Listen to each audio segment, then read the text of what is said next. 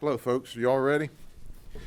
We've got two issues we're going to talk about this morning. First, obviously, is our methamphetamine arrest. And I want to brag on the deputies and the detectives that worked on this case. They did an absolute outstanding job. It started last Thursday about 7:30 in the evening with a simple traffic stop. We conducted this traffic stop on U.S. Highway 27 at Highway 98 East, just outside of Frostproof. When we stopped this white Jeep Cherokee, and we noticed that the driver, by the way, was driving on a suspended driver's license and had an outstanding warrant for his arrest for violation of probation.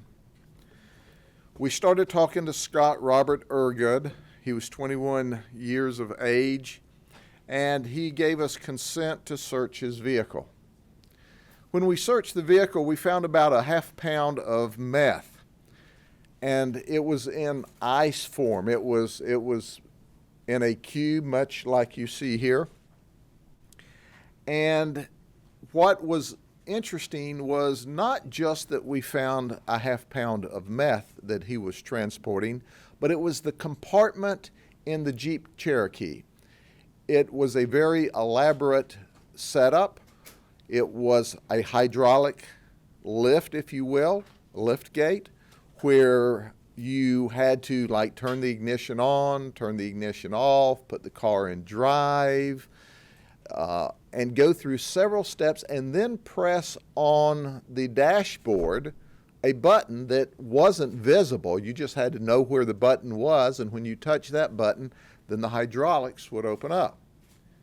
Now, being detectives like we are, he didn't tell us that, but we happened to see a crack because one of the hydraulics wasn't working appropriately, and we pried it open and found the dope.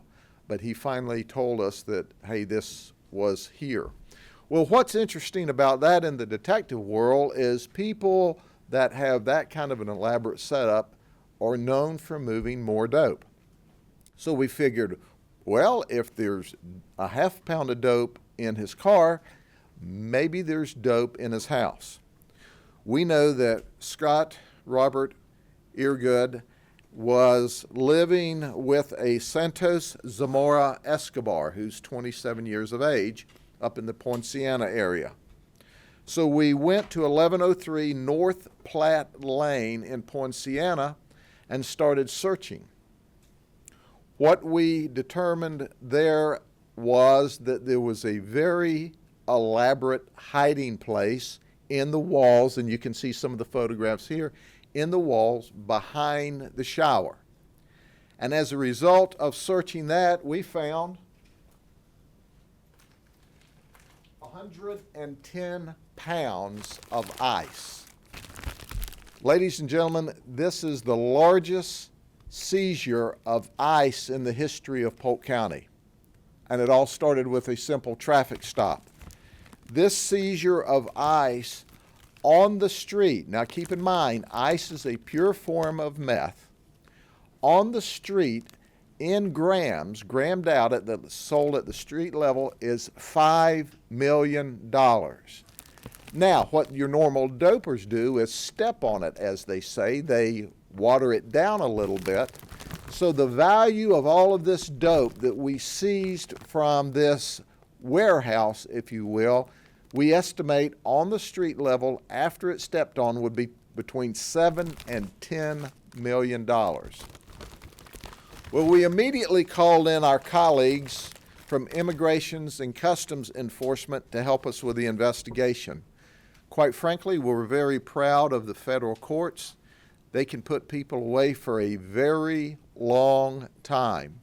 So we joined with our federal partners and turned this investigation over to be tried in the federal courts as opposed to the state courts. This investigation is still ongoing. We certainly anticipate more arrests.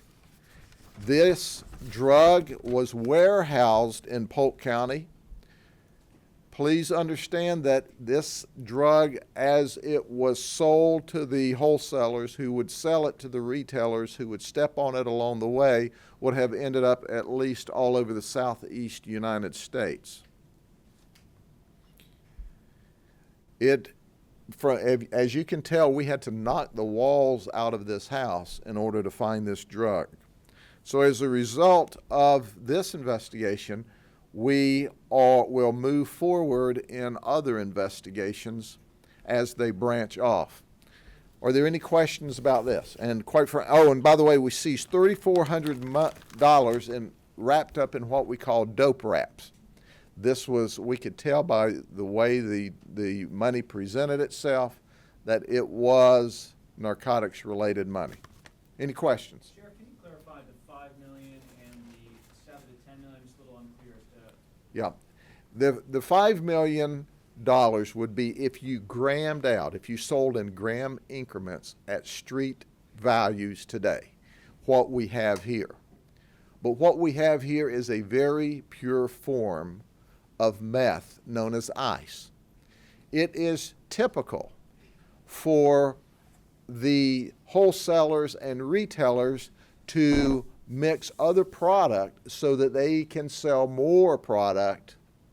They'll mix it or cut it or step on it. So after they cut it, we anticipate, based on the cut, that there is as much as $7 to $10 million worth of street dope here after they gram it out. You follow what I'm saying? So I mean, it's worth, we're looking at as much as $10 million. As much as $10 million after the people down the line step on it or cut it and mix it with other things to make it go further. As it sets, we estimate if you gram it out, sell it by the gram, and that's ultimately where it will end up on the street, that's $5 million. But we know as it goes through the marketing process, they will cut it, add ingredients to it to make it go further. There's as much as $7 to $10 million worth of dope here. Sheriff, are you describing an international operation? We obviously believe this dope originated in Mexico. We believe that it came from a very large lab in Mexico and it moved through the underground highways up through the United States and ultimately warehoused here. I can tell you this with complete confidence, that somebody in this organization is in big trouble. And it certainly shouldn't be these two mules that we caught on this end of the operation. Somebody messed up way up the line. And you can imagine, in Mexico, they deal with errant drug dealers in a very violent fashion. So what will happen at the other end of the chain because this drug was lost, we don't know. But on this end of the chain, the investigation's ongoing. We have 2 people federally indicted. We're working with our federal partners. We're continuing this investigation, and I can tell you this, our goal is to find out where all this drug came from. So we're going to have to work through the system. Sheriff, do you think the 2 guys essentially gave up when they were pulled over? Did they think that this operation, they were caught? Or No, did you never see it? I think they thought we would never find it, that we would never see it. They thought they were being pulled over for a normal traffic stop. And as a result of our investigative techniques, and as a result of obvious outstanding warrants and driving on suspended licenses, we made an arrest, then we searched incident to the arrest, and that's when we found the half pound. And if we'd have found the half pound in and of itself, that wouldn't have raised so much suspicions other than, hey, they got caught transporting a half pound of meth. But when we found a very elaborate transport system that was professionally built into this car, we knew we had more than just a guy with a half pound of dope. Have your guys ever seen anything like that? This is the largest seizure of ice in the history of Polk County. Sheriff, how much disruption would a seizure like this do to an operation like this? It disrupted these 2 guys. And we don't know how big the operation is at the other end. Certainly, when you lose 110.7 pounds, I think it is, that they found in the house, plus the half pound in the car, that is significant. And that's caused a lot of heartburn in a drug organization. And obviously, we know more than we're talking about here today, but the investigation's ongoing. Is that representative of the amount of drugs that were taken in, or is that the sum total? That, I believe that's the sum total. Sheriff, I remember a couple months ago, there was pretty significant meth bust in Winter Haven. Do you think they're related at all? Do you know, we will gather our intelligence from our different large cases and see if there's any comparisons, but right at this point in the investigation, and we're less than a week into it, it stands on its own that this is simply the investigation that we're working on, and we've not made any outside contacts as to whether it's related or not. But they were warehousing the drug here. They weren't, all of this was not for this community, obviously. This would have been dispersed throughout the southeast United States. Who owns the house in Poinciana, and is there any indication that that person might be somehow involved? They were renting this house. These two folks were renting the house, and certainly we don't suspect the owner of the house. It was just them who lived there? Actually, it was just a stash house. It was made so it looked like they lived here, but it was in essence a stash house. And it was very elaborately constructed. You would not be able to determine from just walking through or around this house. But we took a drug dog in there, and our drug dogs are very good, and we were able to ferret out that there was all of this drug hidden. And you can tell by looking. I mean, they just didn't start in business last week and know how to elaborately and very professionally package this dope. This is a pretty good size operation. These folks knew what they were doing. And someplace in Mexico, they've got heartburn today. Is there significance to the design here, where you have the Tupperware and you have the bricks in the back? Do they represent different stages of the distribution process? Yes, some of this dope comes in a liquid form, and then once they get it here, then they actually crystallize it. So I think 4 pounds of the 113 was still in a liquid form, but the vast majority of this was as they processed it, and some of it came already. As you can see, the brick here. If you undid each of those black bricks, it would look like this, and you see how well it's cut and how it's designed. Have the suspects cooperated at all as far as even leading you to other folks? Do you know, if the suspects cooperate with us, it could be certain death for them or their families at some point in time, and most suspects don't cooperate. I want to just talk a little bit about the officer making the traffic stop. The team you have to always think that it could be the unlikely, that a vehicle that's being pulled over could actually be part of something like this, and pursue it. We encourage our deputies on every traffic stop to be cognizant of the possibility that there's a transportation of drugs. Think about it. How does Walmart get all of their supplies to their stores? In trucks. How does America move everything? Majority of it's moved by trucks. The other is moved what? By rail. So it comes as no surprise that how does drugs move through America? On the same roads that Walmart, Publix moves their legitimate product.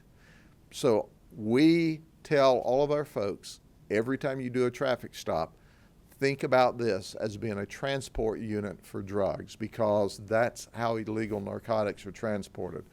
And when you look to see some of the elaborate schemes we have seen in dope cases, and I'll give you an example. We were doing a wire investigation. We were doing a wire investigation, and we knew a vehicle had drugs in it, probably 2 years ago, 3 years ago. So we got the vehicle stopped. We searched the vehicle and searched the vehicle and searched the vehicle, and they couldn't find the drugs. And we knew the drugs were there. So at some point in time, we started cutting the vehicle apart. And when we started cutting the vehicle apart, we cut into a compartment that was so well concealed, it looked like a piece of the original vehicle. So they had actually opened the vehicle, put the dope in it, reconstructed the metal, repainted it all before they shipped the narcotics, so that there would be no way in the earth that you could discover this product unless you knew it was there. And so that's how elaborate the transportation methods are. And some of them are as sloppy as they put it in a gym bag and throw it in the back seat. Do you have any idea where the truck originated from? We know a whole lot more information than we're talking about today. Our investigators have been working this really every day since it originally occurred. And I want to thank our federal partners for their work with us. In fact, their press release in some instances yesterday released more information than we would have released